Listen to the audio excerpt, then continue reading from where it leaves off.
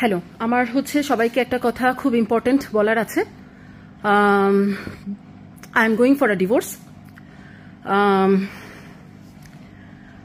আমি নাই, এবং আমার কাছে মনে হয় যে প্রতিনিয়ত যেভাবে আমাকে আসলে জিজ্ঞেস করা হয় হাজবেন্ড কেমন আছে, কি করতেছে, ভাইয়া ভালো আছে কিনা, দাদা কেমন আছে, এবং আমি যেভাবে আমাদের রিলেশনশিপটা সুন্দরভাবে উপস্থাপন করতাম সোশ্যাল মিডিয়াতে বলেন যেখানেই হোক, এবং এত সুন্দর আমাদের রিলেশনশিপ ছিল, আমার মনে হয় যে I O some explanation.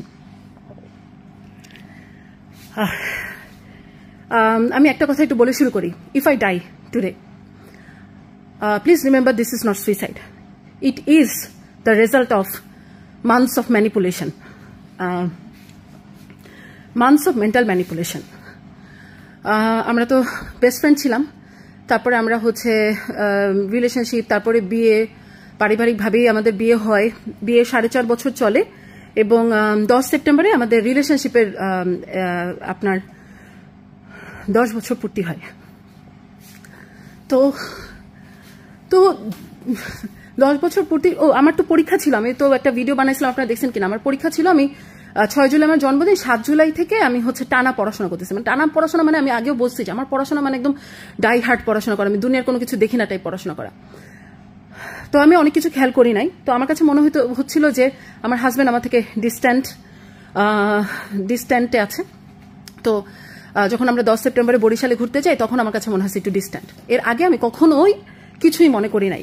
Physically distant মনে হয়েছে, মেন্টালি তো কখনো ডিস্ট্যান্ট মনেই হয় নাই। এবং একটা জিনিস মনে রাখেন, I considered my husband the epitome of honesty. মানে যদি কোনো সততার প্রতীক বলে কোনো কিছু থাকে, I considered him and him only.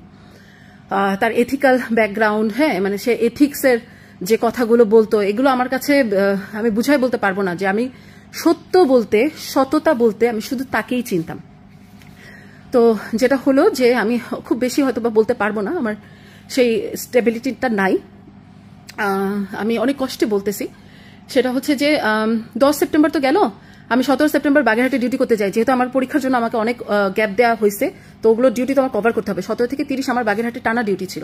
তো 17 তারিখে যাওয়ার সময় আমি ওকে বলি যে আমাদের এত ডিস্ট্যান্ট হচ্ছে, তুমি একটা সলিউশন বের করো, মানে কি প্রবলেম হচ্ছে, কোথায় প্রবলেমটা হচ্ছে।